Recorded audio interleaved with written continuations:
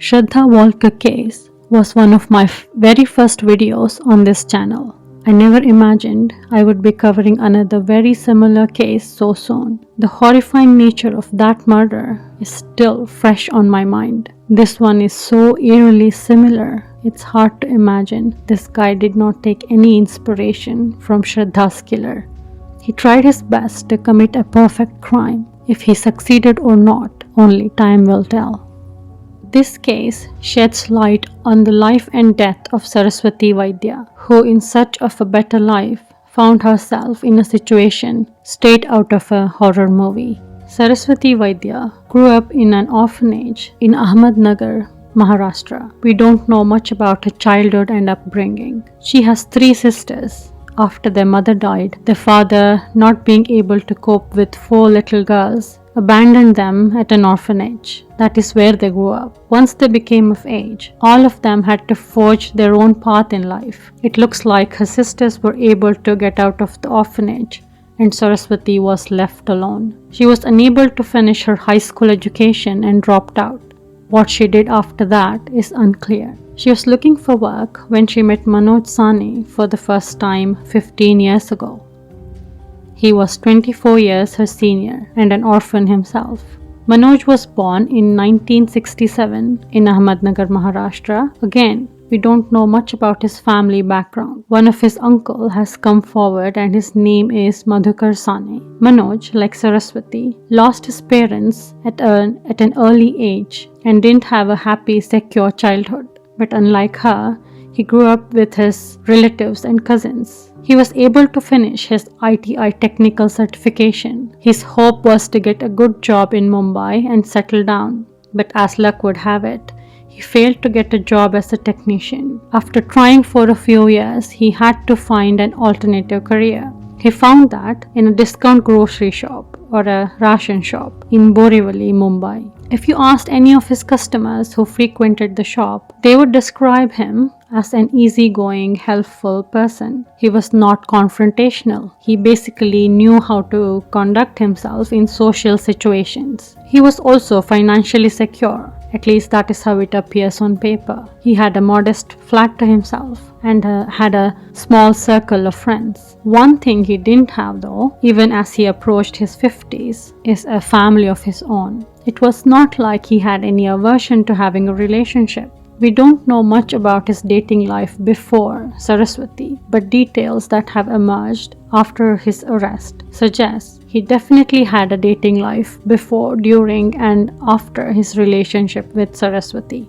If we look at the relationship, I think it started innocently enough. Saraswati was looking for work when they first met. In a bustling and busy city like Mumbai, people generally don't have a lot of time for each other. It's hard to form connections and long-lasting friendships. In an environment like that, when you meet someone who not only is from the same small city you're from, but has grown up in a similar sort of circumstance, like both of them being from Ahmednagar and being orphaned at a very young age, it's not hard to imagine why they formed an instant connection. But it seems Saraswati was conscious of difference in their ages. As I said, Manoj was 24 years her senior. I'm not sure if Manoj had an issue with it, but it looks like Saraswati did. When people at the women's shelter where she grew up asked her about him, she introduced him as her wealthy uncle. If she was so uncomfortable with his age, why did she continue her relationship with him? There could be many reasons. I suspect, and this is just a speculation on my part, I could be completely wrong, but I suspect she wanted the security he offered. She spent a big part of her childhood and early adulthood in an orphanage. She was not educated enough to get a job to sustain herself on her own in a city like Mumbai. It is possible she saw him as her way out of that life. He was older, wiser, and financially stable. With him, she could see a future, even if that future came at a cost. She was not the only one who gained from this relationship though. In Saraswati, Manoj found a companion he was looking for. Their background was so similar, I imagine it was easy for them to get along. Of course, it could also be possible that there was a genuine love and affection between them. It was hard to say though. They kept their relationship almost completely hidden from the outside world. When they got married and moved in together 3 years ago, there weren't many who knew the status of their relationship. Only Saraswati's sisters knew about the marriage. They moved in together into flat number 704, J Wing at Geeta Akashdeep Cooperative Housing Society in Meera Road, Mumbai. In all these years, they didn't make any attempt to get to know the neighbors. They hardly ever stepped out. In fact, one of their neighbors says they have never seen the door to flat 704 open. It remained shut all day. They could sometimes see the couple go to work. Other than that, neighbors knew nothing about the couple, not even their names. It was like they went out of their way to keep a low profile. So when no one saw Saraswati for a week, they didn't think anything of it. The couple were already considered strange anyway. What drew people's attention was the stench coming from their apartment. There are total 4 apartments in each floor. On Monday 5th June, when people who lived in the J Wing came out to get into the lift, they could smell what they thought was a dead rat. That evening, all of them cleaned their apartments looking for a dead rat. But since no one ever spoke to a couple in 704, they didn't bother them. When Tuesday rolled and the smell only got worse, now the entire hallway smelled of dead rat. They were quite sure it was coming from Manoj and Saraswati's apartment. One of the neighbors who lived across the hall from the couple's apartment said the stench was so strong they could smell it in their own home. When he went to knock on the flat 704 where Manoj and Saraswati lived, no one answered. He knocked again and he heard someone spray room freshener. He found that to be very suspicious. Since no one seemed to be answering the door, he went to the office to lodge a complaint. A few minutes later, Manoj came out of the building and the neighbor confronted him. As he got near Manoj, he could smell the same foul smell on Manoj, as if the stench had clung to him. Manoj was evasive. He said something like, "I need to be somewhere right now," and walked off. That was not going to work for the neighbors. So they discussed the issue with the management and contacted the police. When police arrived on Wednesday 7th June, they were not prepared for the horror that awaited them. The stench, blood, and scattered body parts all over the living room. Some wrapped in a bag, some out in open. More horror awaited them in the kitchen. In the utensils, they found boiled body parts and some roasted flesh. There was more flesh in the pressure cooker.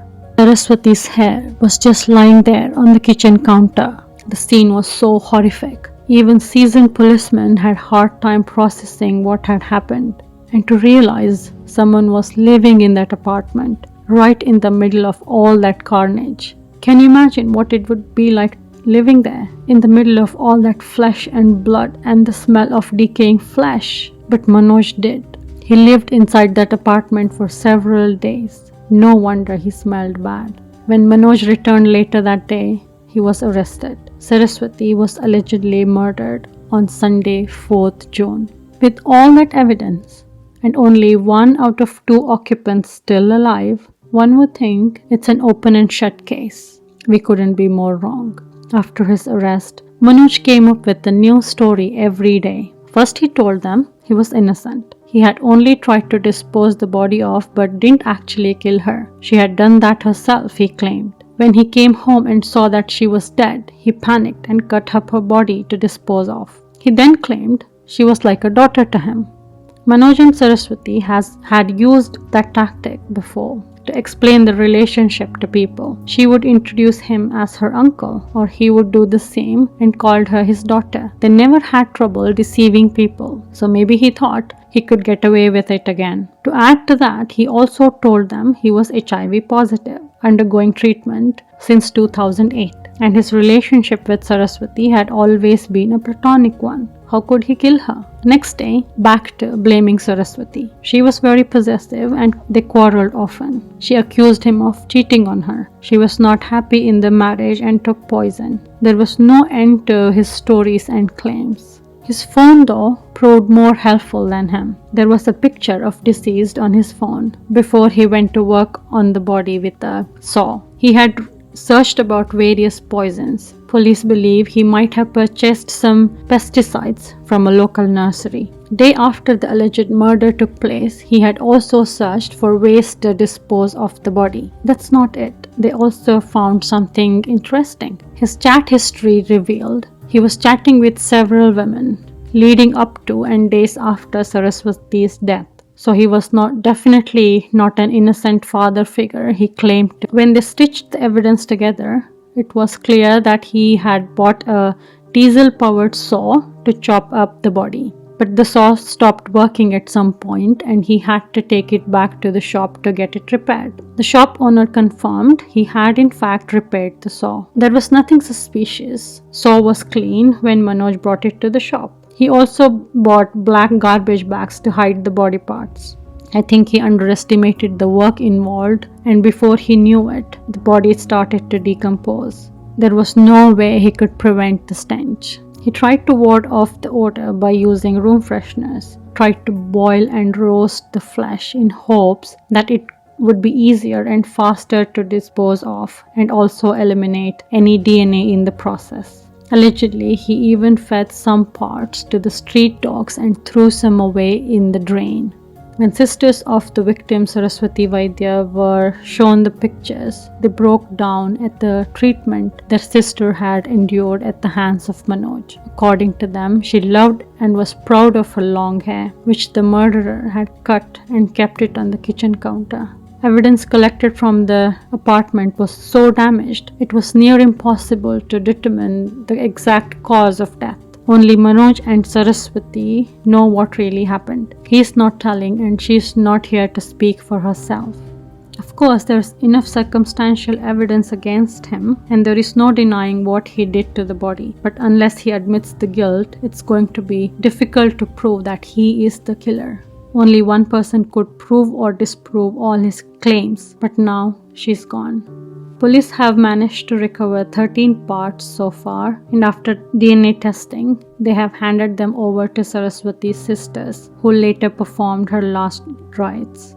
The man Saraswati chose to spend her life with turned out to be a wolf in sheep's clothing. Will justice be served in this case? We have to wait and see. And that's the video, guys. Please support my channel by clicking the subscribe button. Hit the bell icon for notifications and like and comment if you're in the mood. Until next time.